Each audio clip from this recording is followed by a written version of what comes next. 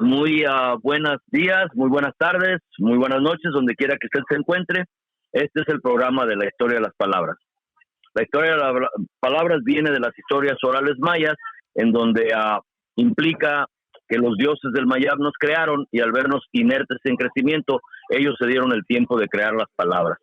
Las palabras las crearon con corrientes fuertes de agua, piedras, hasta llegar a corrientes mansas de arena y crear espejos.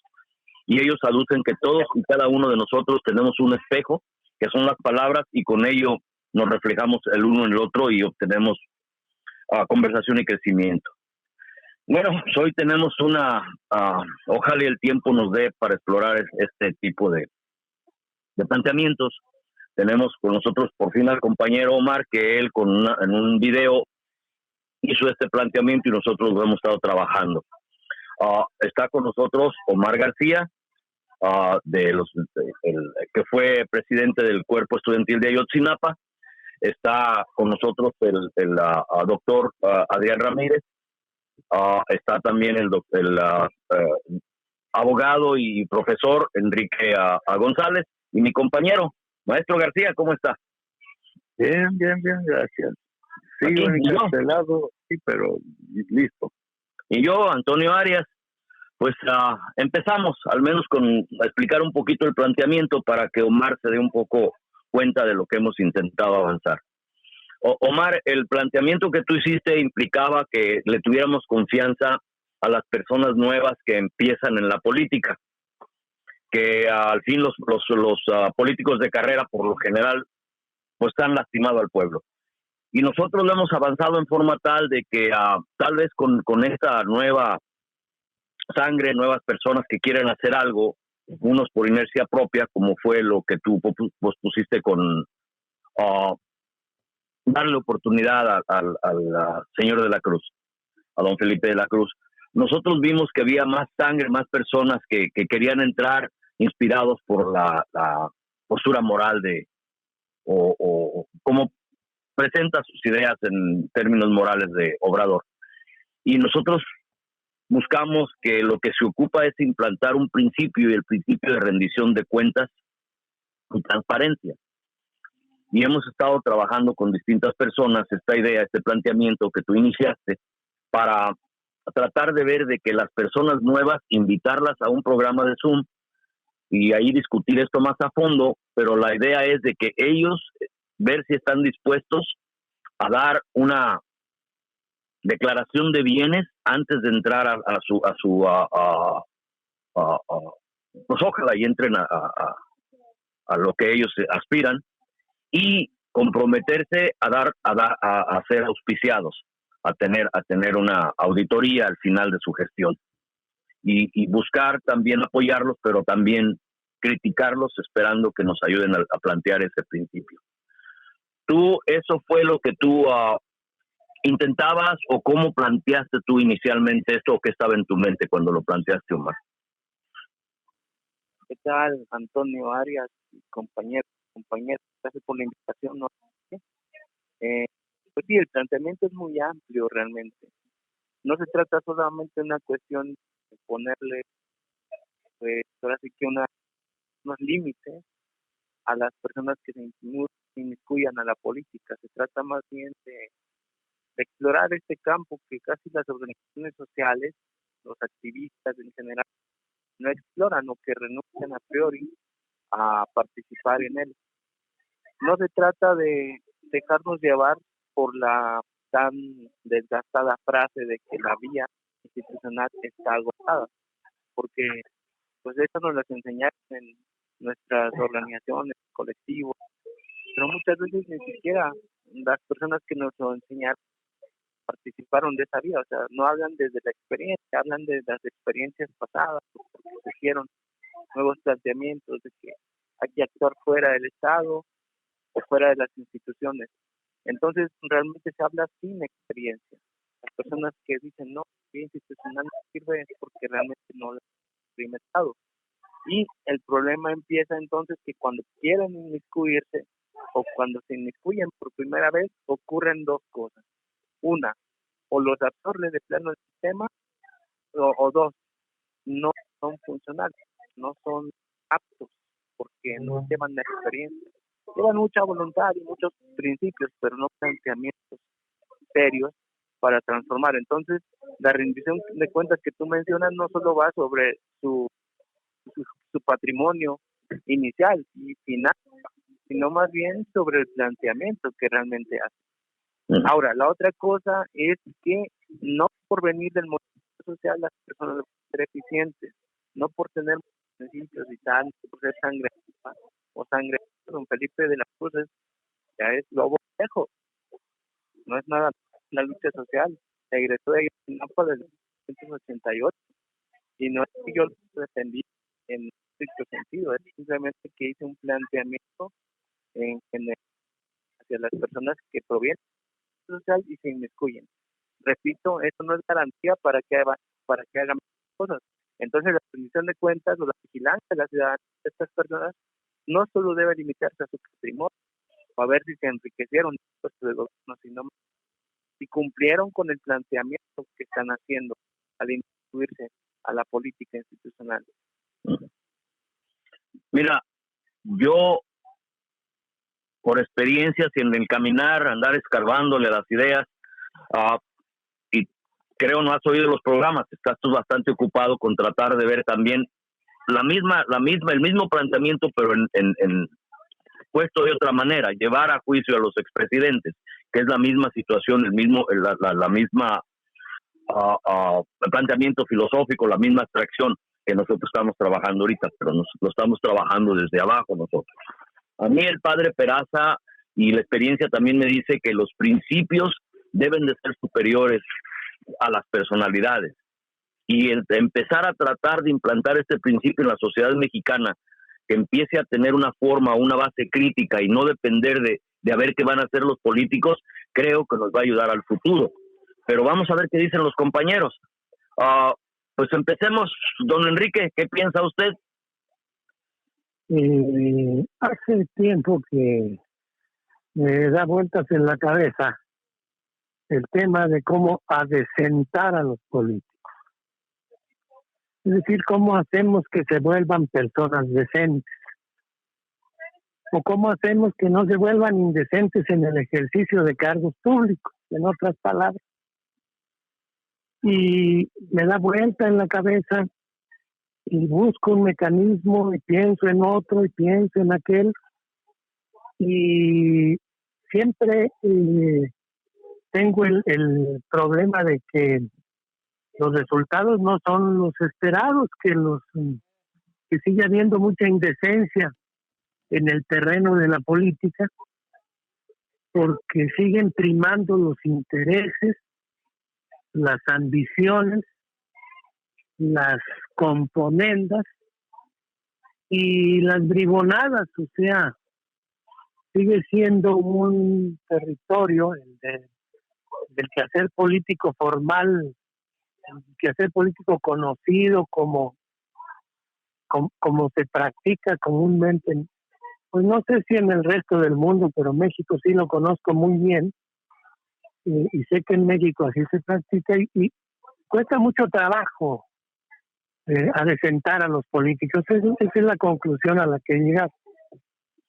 Lo cual no quiere decir que no haya que tratar de hacerlo, por supuesto. O sea, solo partir de bases reales para que sepamos de la magnitud del trabajo, de ese trabajo de hacer decentes a quienes han vivido en medio de la indecencia.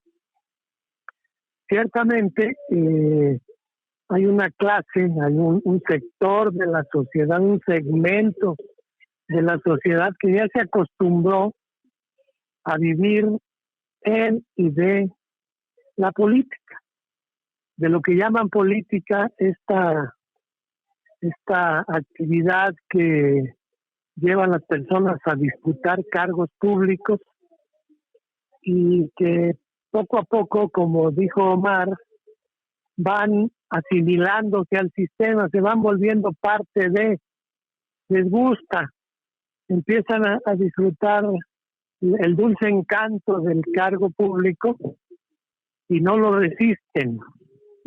y se vuelven parte de ese sistema. Las excepciones son rara avis, son casos poco frecuentes y pues terminan o bien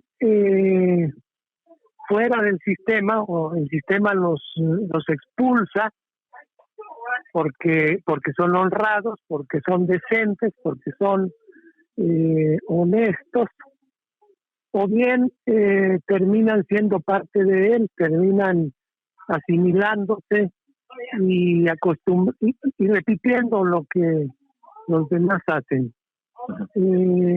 La circunstancia que está pasando México permite hacer un ejercicio como el que ha propuesto Omar y ustedes han echado a andar en este programa al que me han hecho el favor de invitarme, y que por supuesto me tiene muy agradecido por eso. Sí es posible tratar de hacer algo para desentar a los políticos, para buscar que los que llegan no se vuelvan parte de la podredumbre del sistema, no compartan lo que el común de los miembros de esa casta hace, y que tengan nuevos hábitos y nuevas costumbres que ojalá se vayan haciendo generales. Hay condiciones, se abre una circunstancia especial en el país. No han habido cambios importantes, hay que decirlo. No, el hecho de que cambie el gobierno no significan cambios automáticos. No han habido cambios importantes todavía. Tenemos intentos que habrá que profundizar, y abierto un camino. Hay que aprovechar que el camino está abierto para las transformaciones profundas, las que sí significan buscar fórmulas diferentes de la actividad pública, de la actividad política y de el ejercicio del poder, porque de eso se trata la política. La política disputa el poder, porque el poder es un elemento que define el destino de las sociedades, y en consecuencia de todas las personas que formamos parte de ella, y que en muchas ocasiones es un destino con el que no comulgamos, y con el que contra el que luchamos permanentemente muchos. Hoy existe la posibilidad de hacer algo distinto, y es buena la iniciativa que toma esta tribuna, y que toma este núcleo de actividad política también, porque también se hace política desde abajo, y la política no es lo que los políticos profesionales han hecho de ella, no es el arte de corromper y de hacer que las personas se vuelvan deshonestas, sino que es el arte de buscar el bien común, buscar que entre todos y entre todas construyamos una sociedad en la que todos quepamos y todos podamos aspirar a cumplir nuestras aspiraciones. Sería esa mi primera participación, mi buen Antonio. Muchas gracias por abrirme estos micrófonos. Mía culpa, les pido disculpas. Para silenciar el teléfono y estaba hablando sin sentido, sin que me escucharan. Por otra, rompí yo mi propio protocolo. Por lo general, pido que la gente se presenten para el público y también entre sí, para que haya una comunicación mejor entre nosotros al entender el camino que hemos recorrido.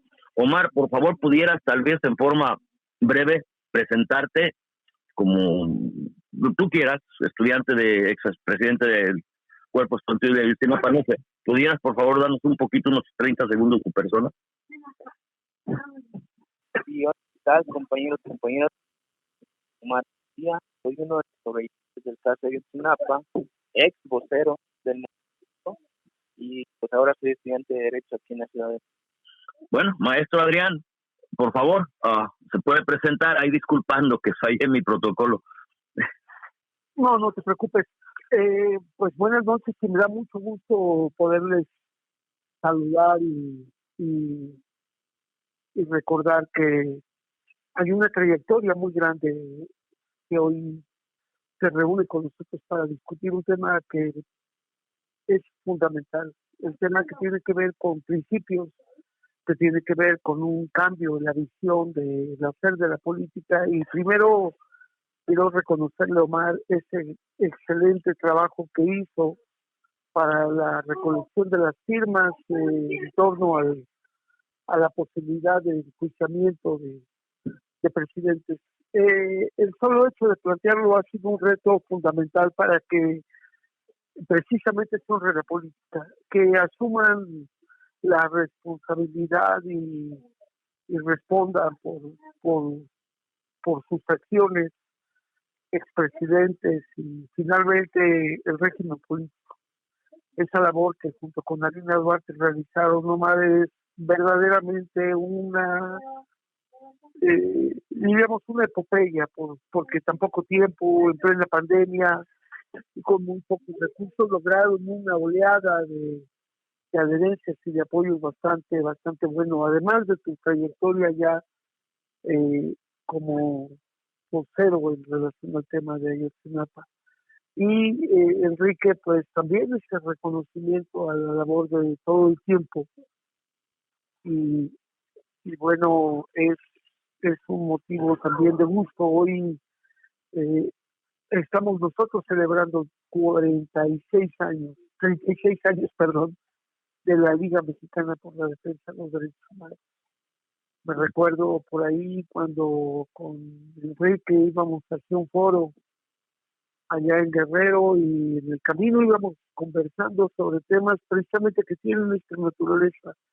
Hablábamos de la posibilidad del enjuiciamiento de violadores a derechos humanos a través de lo que se estaba gestando en aquellos tiempos, la posibilidad de crear la competencia universal, la jurisdicción internacional de los derechos humanos, y que devino en el Estatuto de Roma del año 98. Mucho tiempo ha pasado y afortunadamente hoy estamos más cerca de lograr que el pueblo como garante pueda encontrar formas de apropiarse para que los políticos paguen por la responsabilidad de sus actos y porque la política se honre con un instrumento fundamental de llevar al poder a quienes sirven al pueblo. Y ahí es donde nosotros nos debemos centrar para decir, ¿por qué no? ¿Por qué no cualquier persona que pueda aspirar a un cargo pueda contender? Y la otra pregunta es, ¿por qué sí?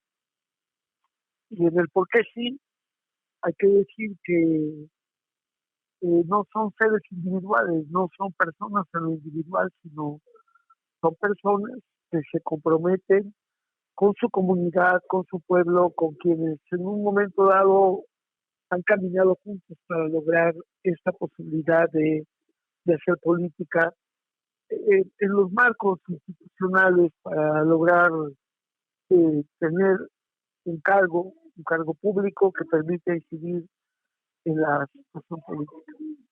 Nosotros como organización de derechos humanos hemos sido renuentes y hemos estado alejados de esas tentaciones, pero respetamos a quienes en un momento dado han decidido involucrarse en estos aspectos, pero lo fundamental es lograr que haya acuerdos de los grupos de origen para que la acción política sirva a esos intereses. Hay que recordar que muchas veces lo que no hace la represión puede hacerlo el dinero.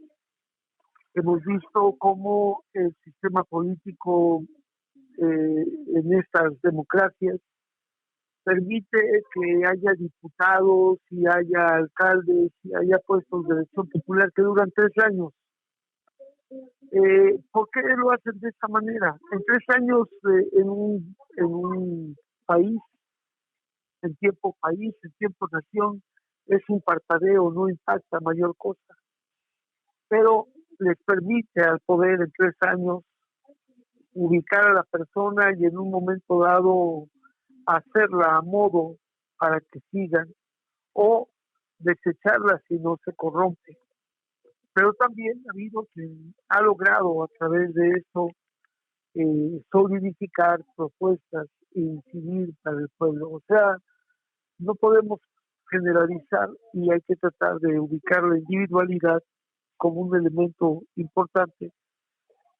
Si esa individualidad está sostenida en un proyecto colectivo donde hay un compromiso para apoyar a la persona, para que no vaya a quedar presa del aparato del sistema.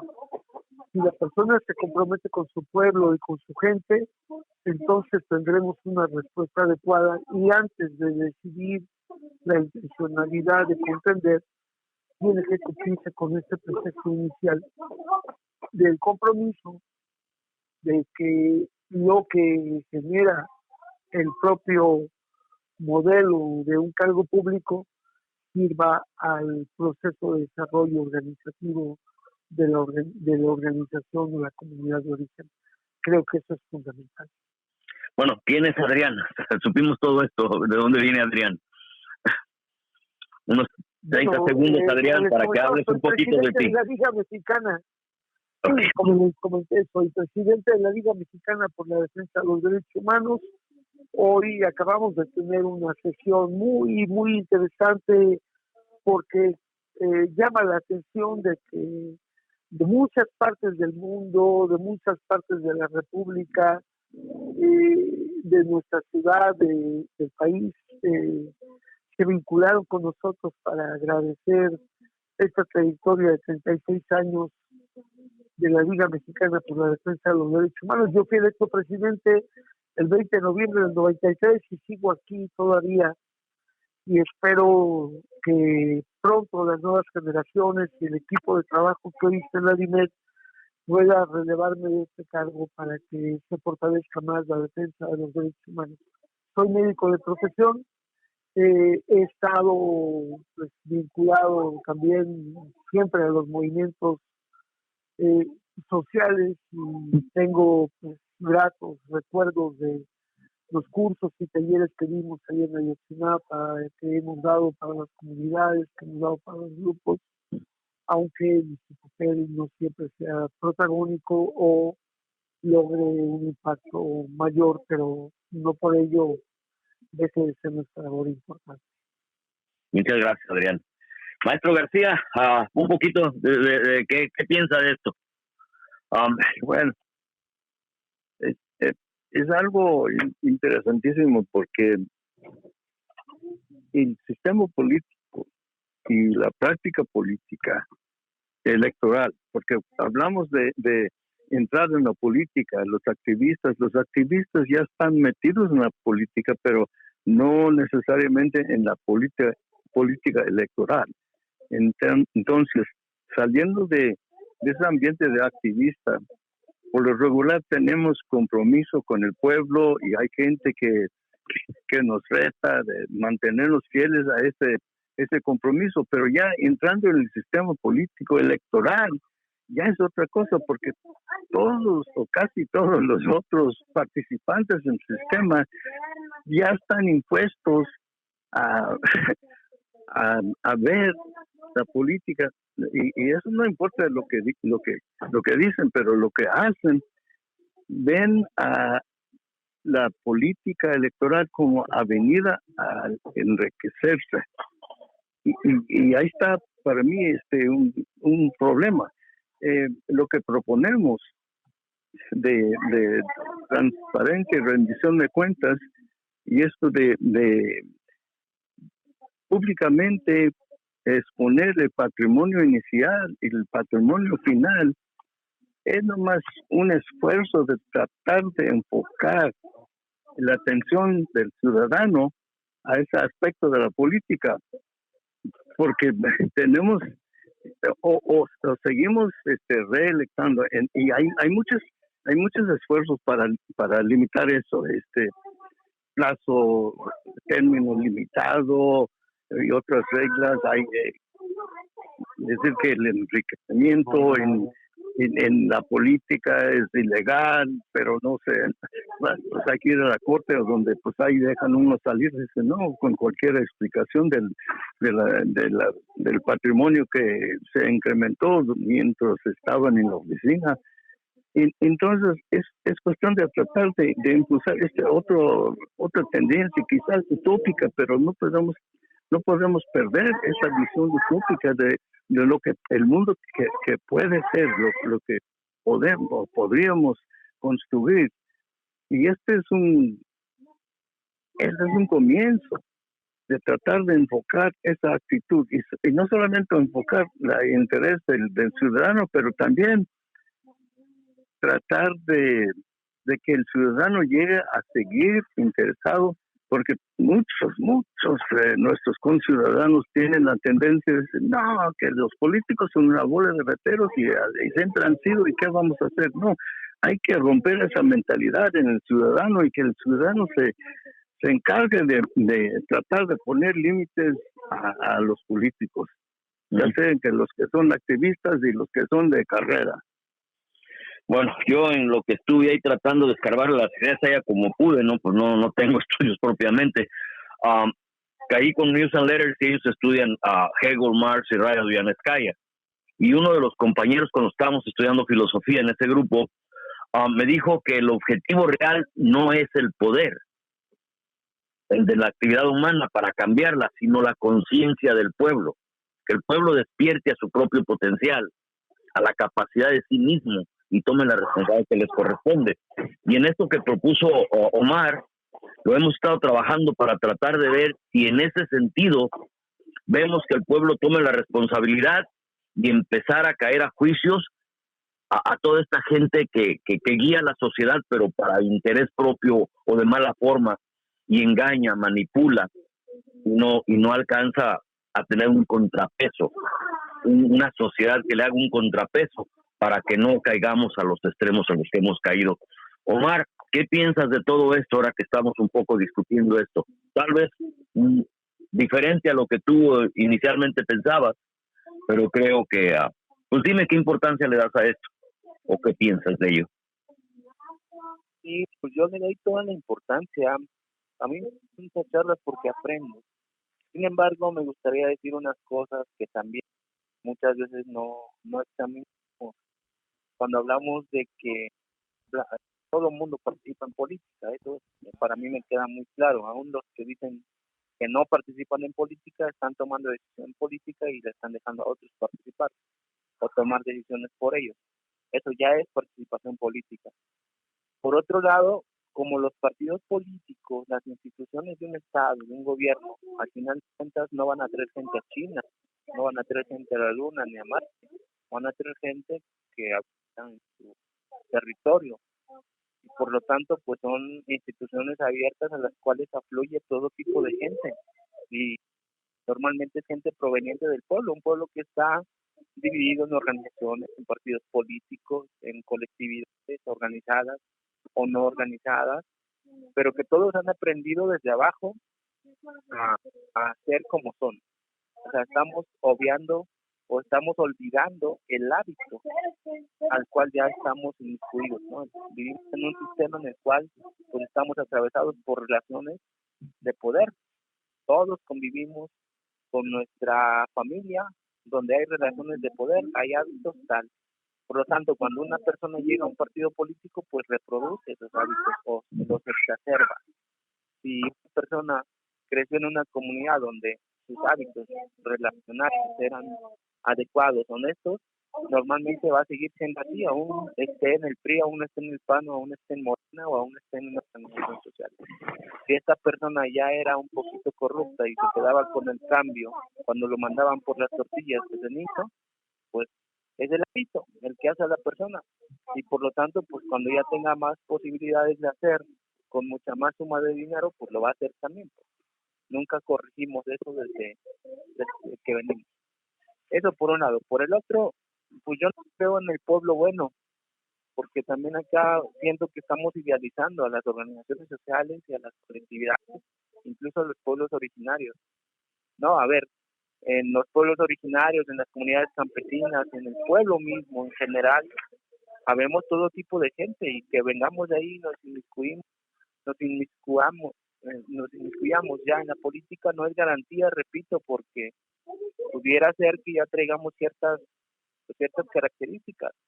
Nosotros en Ayotzinapa lo vimos, éramos 10, a lo mucho, los sobrevivientes que levantamos la voz y que nos pusimos a recorrer el país junto con la familia, y los otros 600 chavos que eran, les valía un cacahuate la lucha social, iban a las marchas porque el comité estudiantil los forzábamos, porque si no había sanciones, porque si no, pues tal, los chavos tomaban los camiones ya no tanto como una protesta social, sino para revender el producto. Ahí se estaba generando corrupción.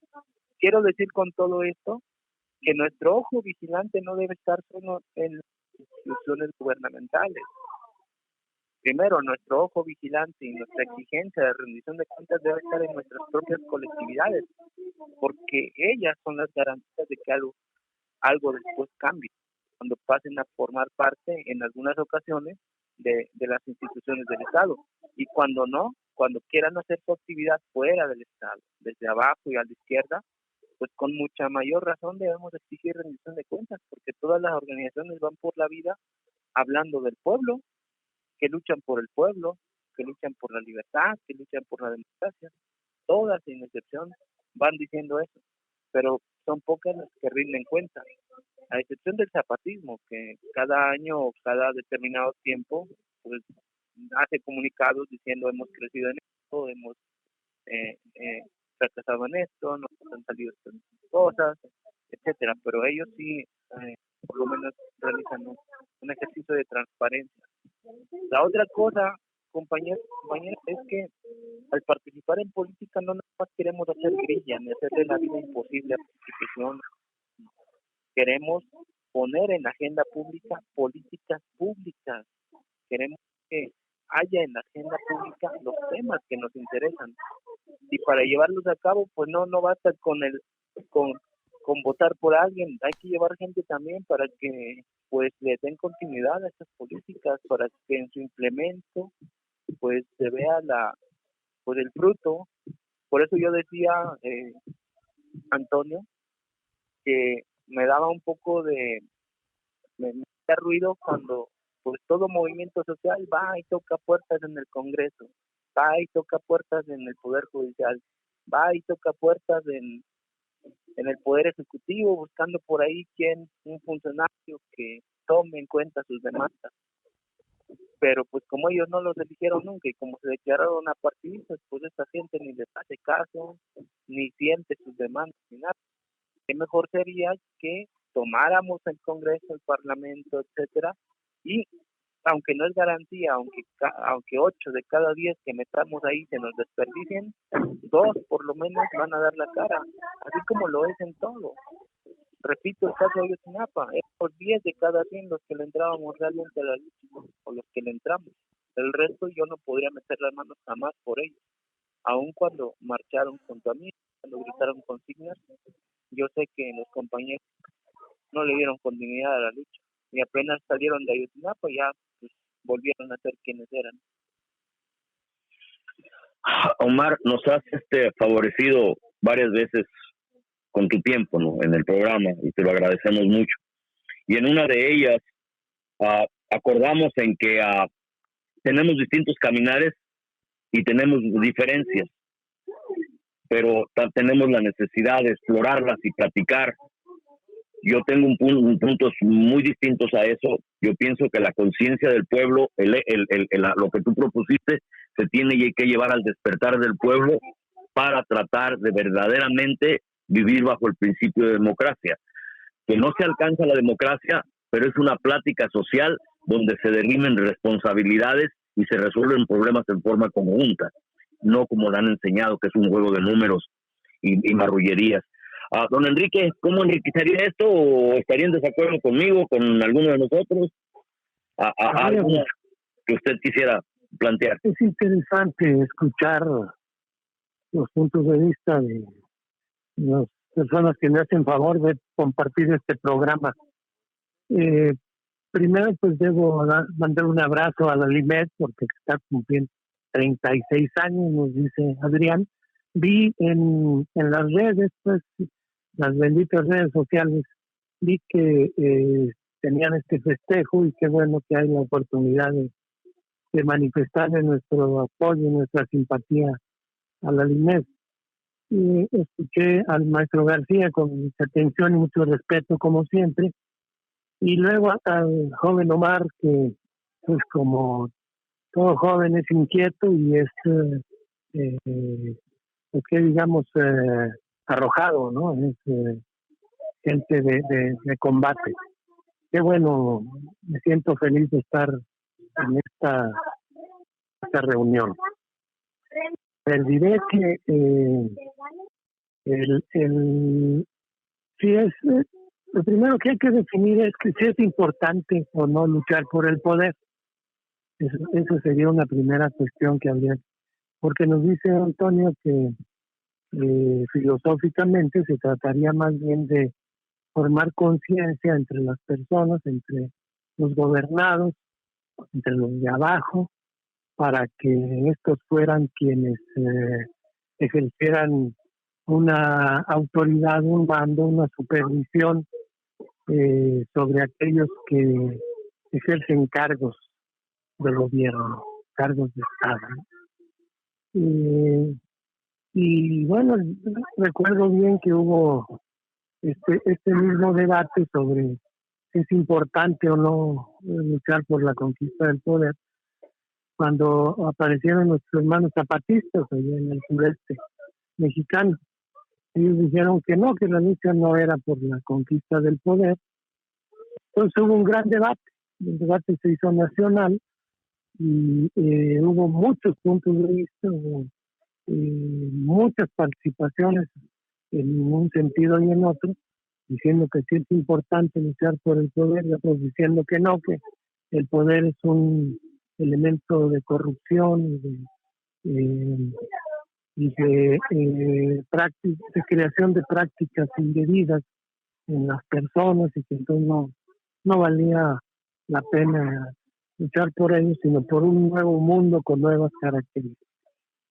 Y sea cual sea la postura que tome uno, sí pienso que es importante luchar por la consecución del poder. Sí creo que debe estar en manos de la población, de la gente, del pueblo, como ha dicho siempre la teoría constitucional, pues, que sea el pueblo el que tenga en sus manos las determinaciones cruciales de la sociedad. Creo que sí es importante luchar por eso. De otro modo, pues parecería una lucha un tanto ingenua, que solo piensa que piensas que solo con las intenciones basta. No, el poder no solamente es intención. Los leninistas manejan una frase que dice que los buenos deseos, la buena voluntad no son argumentos políticos, son opiniones, pero los argumentos políticos se conforman de manera más más ligada a elementos de peso, a elementos de fuerza, a elementos de correlación, a elementos de formación de alianzas, de bloques, de disputas, a veces acuerdos, a veces confrontaciones, y en última instancia pues es la esencia de la actividad política. Quizá por eso se vuelve compleja y delicada para los seres humanos de a pie, las personas comunes y corrientes como servidor que pues por fortuna no nací con el gusano del cargo público en mis genes, y entonces me he podido mantener fuera de muchas de esas cuestiones, pero eso no me impide conocerlas. Sé muy bien que el poder se conforma con fuerza, y la fuerza no solo consiste en el garrote, no solo es algo con que golpear al adversario. La fuerza también es la fuerza del argumento, la fuerza de la razón, la fuerza de saber decir las cosas, la fuerza de convencer a otros, la fuerza de buscar a los iguales, la fuerza del empuje social, la fuerza de una ideología conformada de tal manera que sea inteligible para los demás, y no solo inteligible, sino compatible también por los demás. O sea, es una cuestión compleja el tema político. Y yo creo para concluir esta participación, yo creo que la iniciativa que hoy se toma de la rendición de cuentas es importante, y es un tema porque pues sí vale la pena invertirle tiempo, invertirle trabajo intelectual, invertirle ocupación material para que se pudiera hacer realidad, al menos en un sector de los nuevos políticos, porque está ocurriendo que, y con gran preocupación lo veo, que la vieja clase política está llenando muchos espacios que la población ha ganado con muchos años de lucha. O sea, en otras palabras, hay periodistas metidos en Morena, a ser más concreto y específico, como la señora que es candidata al gobierno de Nuevo León, o la señora que es candidata al gobierno de San Luis Potosí. Son del PRI, pues son del viejo régimen, son de los políticos corruptos que queremos desterrar. Y entonces pues sí se ve complejo el panorama, y se ve que la lucha que nunca debe dejarse, incluso el que nos demos cuenta que pasan estas cosas no quiere decir que abandonemos la trinchera, al contrario, que vayamos con nuevos ímpetus. Y creo que es importante dar este paso de la rendición. Sí, el yin and yang, la dialéctica Iki Botán de las historias orales mayas en el proceso de desarrollo histórico que ellos presentaron, es un balance de fuerzas constante. Si la conciencia se pierde, el poder la absorbe y la somete. Y tiene que haber esa forma de crear la conciencia para contrarrestar eso y tener un balance. Y es una constancia. No es tú ganaste y ya confórmate. Es una constante lucha que tiene que ir más allá de nuestra propia generación. Y tal vez nuestro trabajo sea tratar de implementar eso en donde y como podamos. Y creo que los principios es una buena base. Adrián, Omar, sí, Adrián, perdón. ¿Qué piensas? Sí. Recordarles, nos quedan aproximadamente unos 14 minutos. Pues voy rapidísimo. Creo que hay que tomar en cuenta algunos aspectos que hay que verlos con un enfoque reflexivo. Por ejemplo, no luchamos por el poder, ejercemos el poder. Cada uno de nosotros ejerce su poder. Claro, es un poder pequeño que lleva a decidir si quiero hacer esto, si hago lo otro. Estoy influenciado y presionado por todos los aparatos del Estado que me inducen a mí a comportarme como el poder quiere, como los poderosos quieren que yo me comporte. Pero yo tengo la opción de modificar. Me preparo, estudio, me formo, doy una lucha ideológica para poder dar una lucha política. Y en esta lucha ideológica, la historia de las palabras juega un papel fundamental. Algo que nos ha distinguido en la LINED es que nunca permitimos que ninguno de los integrantes de la organización usara la organización como trampolín político para ocupar un cargo público. Y en 36 años ninguno de nuestros compañeros tiene un cargo público derivado de su participación como integrante de la LIMED. Pero escuchando lo que dice Omar, tiene mucha razón, pero nosotros no vimos el modelo de esta manera. Nos invitaron a formar parte de senadurías, a ser senadores, a ser visitadores, a contender para ser ombudsman al federal o de la Ciudad de México, etcétera, y ninguno de nuestros compañeros lo aceptó, porque si no viene acompañado de un proyecto, puede pasar como lo que está pasando hoy con el gobierno, que generó y genera mucha expectativa, pero está con un aparato que tiene millones de personas que mueven ese aparato y que ya están ellas formadas como mandos medios, que tienen incluso derechos sindicales y demás que no vas a poder mover, y que hoy ponen el obstáculo a cualquier intención de cambio por todas las negligencias y por todas las componendas que les permitieron existir de esa manera. Pero hay que producir el cambio, y quienes decidan como proyectos políticos contender electoralmente, pues tienen que prepararse. ¿Por qué?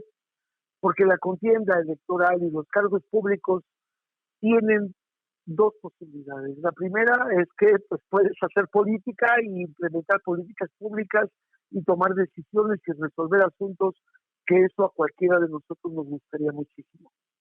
Pero la otra es que te ofrece poder económico, con mejorarte tu salario, te dan partidas, te dan dietas, te dan viáticos, te dan bonos, te dan un estatus donde dice por aquí señor diputado, por aquí señor senador, por aquí presidente, alcalde, lo que usted diga, etcétera, y eso puede hacer que la gente pierda piso, y es el modelo que tiene el Estado para corromper a quienes en un momento dado aspiran a contribuir. Sin embargo, hoy hay una posibilidad real e inminente de que las cosas pueden ser mejores, y hay un tercer componente. El día de ayer escuchaba yo la conferencia mañanera de Andrés Manuel, y salió un personaje que yo no conocía, un personaje que se llama Manuel Bartlett. Y yo conocía a Manuel Bartlett como aquel que tiró el sistema y legitimó la concertación y el triunfo de este proceso, que vino a dar un cambio en todo el modelo electoral y en el modelo político, que facilitó la puerta para la entrada en vigor del neoliberalismo.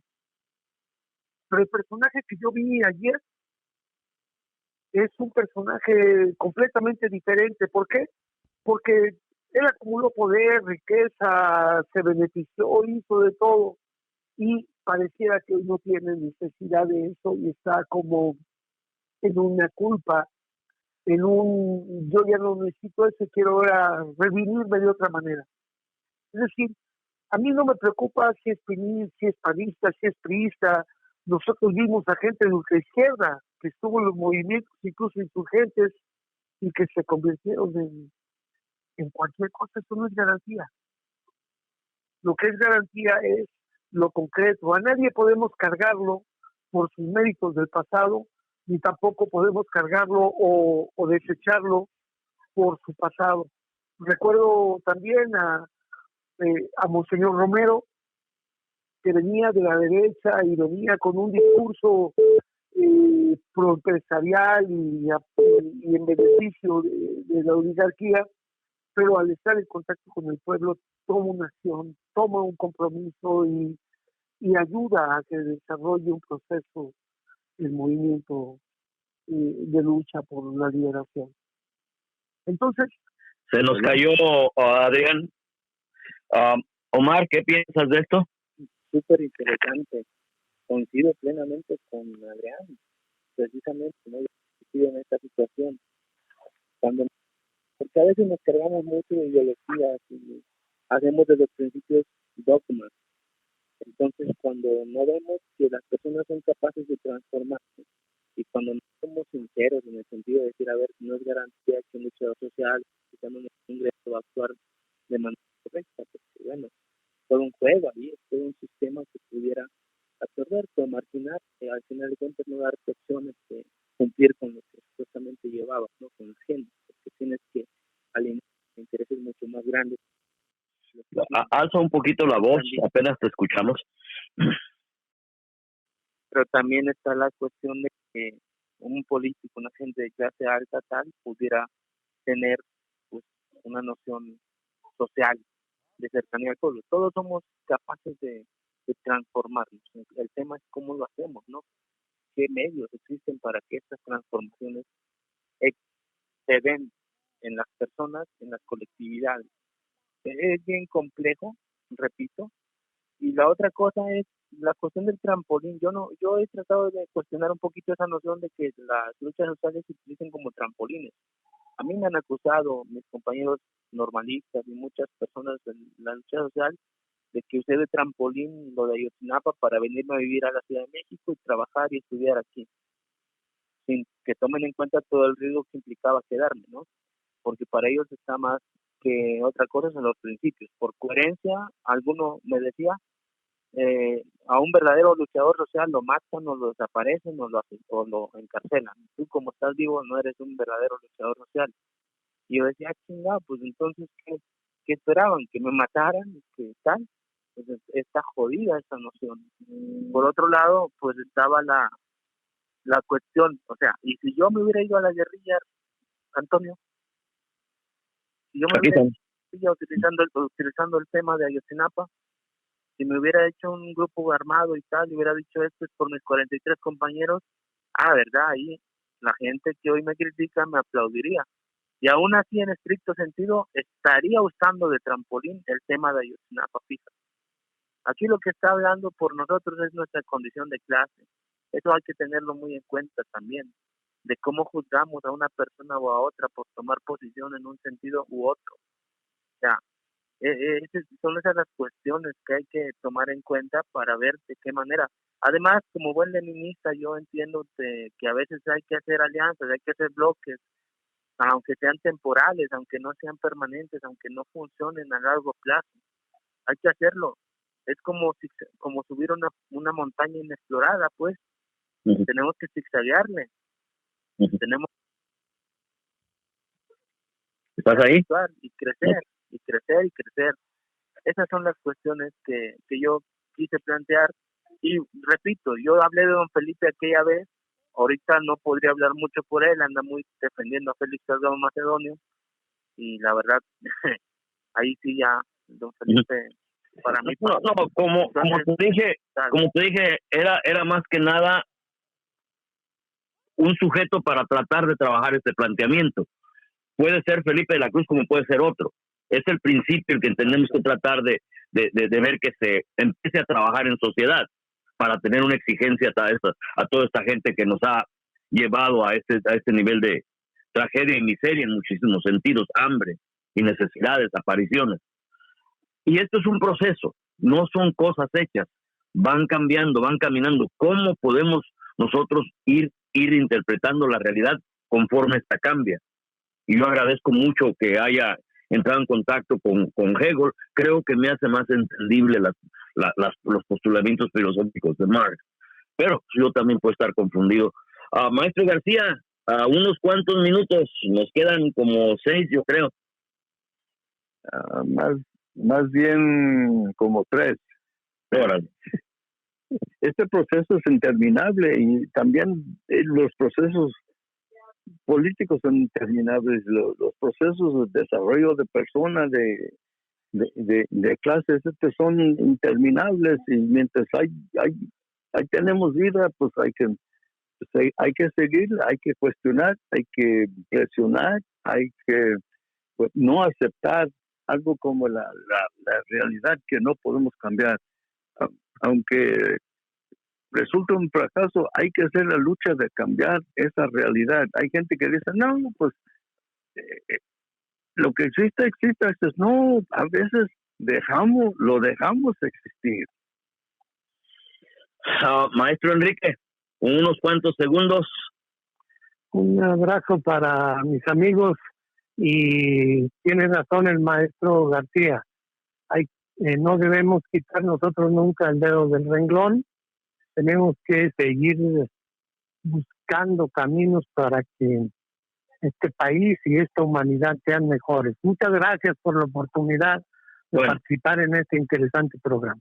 No se acaba ahí, aún necesito el último minuto de ambos y hablaré con Adrián después. ¿Cómo caminamos esto? ¿Están dispuestos a que sigamos caminando y tratar de ver si hacemos el programa de Zoom? Ocupamos contacto con las gentes que se están postulando, tal vez Susana Prieto con el representante laboral, con Felipe de la Cruz, quien sea, pero tratar de ver de que el planteamiento se avance más que la personalidad de cualquiera de ellos. Omar, ¿qué piensas? ¿Nos ayudarías? Cuando gusten y tengamos tiempo, ahí estoy, sin problema. Ok, pues vamos a ver, es lo mismo que estás trabajando tú con el encarcelamiento a los expresidentes, si es posible. Es una rendición de cuentas hacia el pueblo. ¿Qué han hecho? ¿Qué están haciendo? ¿Qué pretenden hacer? Y tal vez se quieran llevar más, necesitamos pararlos. Y tal vez los principios nos ayuden a que el pueblo despierte y tome una exigencia más drástica en su propio destino, más realista, más apegada a su propia conciencia, si es que logramos despertarlo a ella. Pues bueno, aunque nos quedan segundos, les agradezco muchísimo que me hayan dado la confianza y su tiempo. Y pues de nuevo, aquí en el programa Las Palabras, nosotros creemos que al entender el por qué pensamos como pensamos, tal vez al entender nuestro pensamiento podamos cambiar nuestras circunstancias. Muchas gracias a todos ustedes. Gracias, Omar. Gracias, don Enrique. Maestro García, pues ahí vamos explorando cosas. Eso sí. Agradezco la oportunidad de participar. Muchas gracias. Muy buenas noches. Gracias, un abrazo. Ok. Bueno, buenas noches. Este fue el programa de la Historia de las Palabras. Gracias.